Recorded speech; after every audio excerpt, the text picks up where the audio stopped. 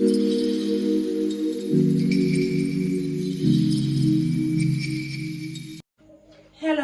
guys, welcome to another video. This is actually a quick one. If this is your first time subscribing, please go ahead and watch this video to the end, and also check out other videos which you would like as well. And if you still haven't subscribed, please go ahead and subscribe. Okay, yeah, in this video I'm going to just show you how I make jollof mix. I actually got this method from Hilda Bassi from the last class we attended, which is the record-breaking class. I am bringing you a lot of recipe, but for now I'm just going to show you how she make her jollof base. Okay, so she's someone that doesn't really use much of tomato. Instead, she used much shobo or tatashe. So I couldn't get tatashe. We don't really like have access to certain things here in Oshogo. I can get it, but on market days, and I've missed the market day, which was 2 days ago. And I really need to make this base because I have a jollof order for tomorrow morning.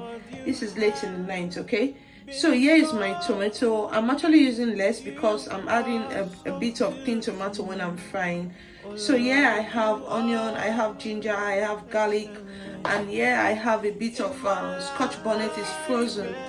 It's frozen. I have it in the freezer, and this is a lot of shobo, so I'm just replacing the tatashe with more shobo. Okay, you need shobo, you need tatashe, you need your tomato and your pepper mix. Okay, so I've seen a lot of people just toast this in their oven, but today I'm going to be showing you the Hilda Bassi style, how she do it and how she preserve it. Okay, so please don't go anywhere. Make sure you're watching this video to the end so you know how to preserve this, because I'll be sharing that details as well. Okay, so in a pot I'm going to add my tomato.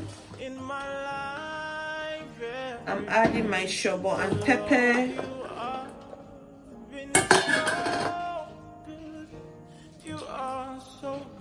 And then I'm adding my onion, ginger and garlic. Okay, so I'm just going to add a bit of water just so this can come up to a boil easily. Okay, not much. Yeah, so I'm going to put this on the stove and allow it to come up to a boil. Okay, let me share what this does. It actually save time.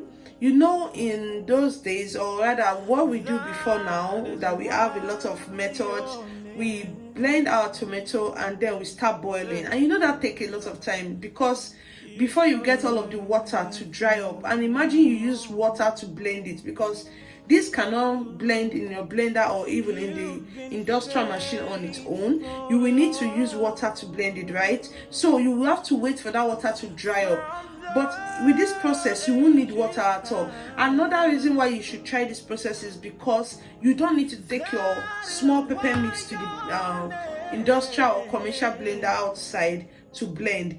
No matter how weak your blender is going to blend this, because you already steam it and it's now very soft, and it's going to blend it. It's going to bring it out very, very smooth. Okay, a lot of people just open this and take out the seed, but guys, I don't have that time, because I know after steaming it's going to be smooth, so I'm not going to go through that process. But if you're using tatashe, I will advise you to go through that process, because tatashe seed is kind of strong and you may not want it in there. Okay, so yeah, now I'm just going to cover this up and then put it on the stove and allow it to come up to a boil and steam up, so we can continue with this video. Okay,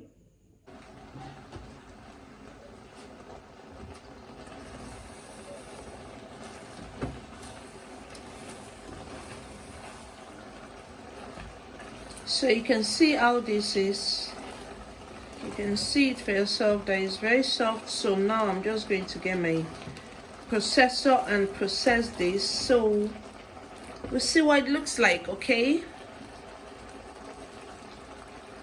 so here's our tomato, pepper, ginger, garlic, everything that we boiled, and I'm just going to pass it on to my processor now.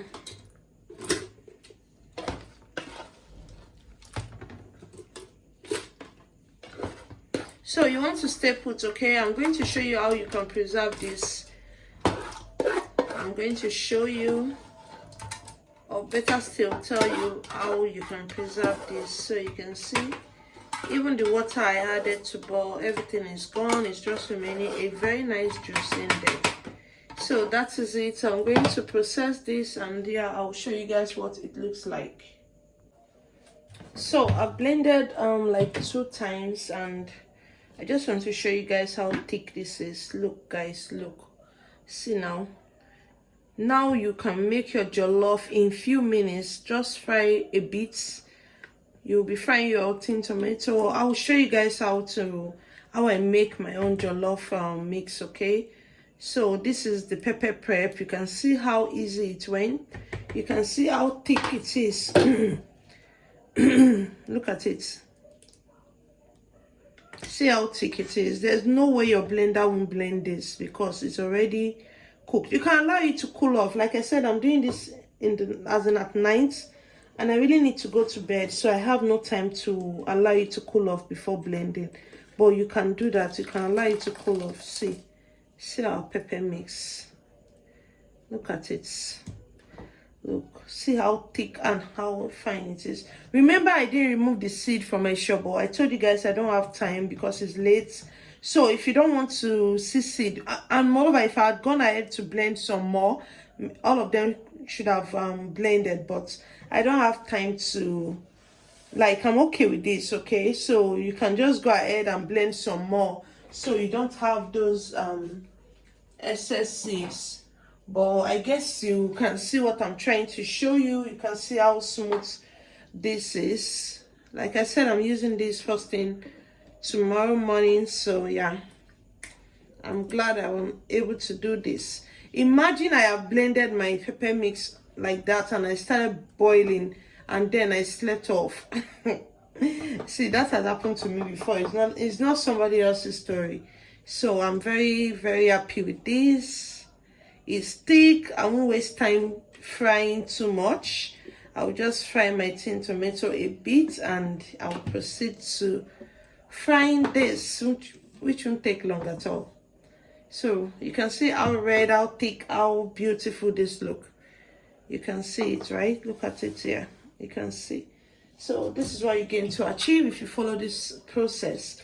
Okay, so for the for storing, like Idawasi said, if you want to preserve this, don't put in the freezer. Okay, even if you are using it in 1 week time, make sure you're putting it in the coolest part of your fridge. Don't put in the freezer. But what you want to do before you even think of putting it in the fridge is to drizzle some vegetable oil, groundnut oil, soy oil, whatever oil you're using. Just drizzle on it, okay, like so. You see, like so. This will prevent it from changing taste, from changing color, for doing anything that you don't like. So don't miss a step, okay? It's good to follow process. If you're using someone's recipe or someone's method, it's good to follow it step by step so you get the same result, okay? So as it is, what I'm going to do, I'm just going to allow it to cool off some more. Trust me, I'm going to scratch all of this. See, I can't waste all of this now. I can't waste it. So I'm going to scratch all of this and add it in here. And yeah, I'm done. So guys, like this video, comment, share this video, and also subscribe if you haven't. Do have a blessed day. Bye. I no go stop, I no go settle. My light is never gonna die. Don't I go fire any devil. My life is forever gonna shine. Before them, no know me from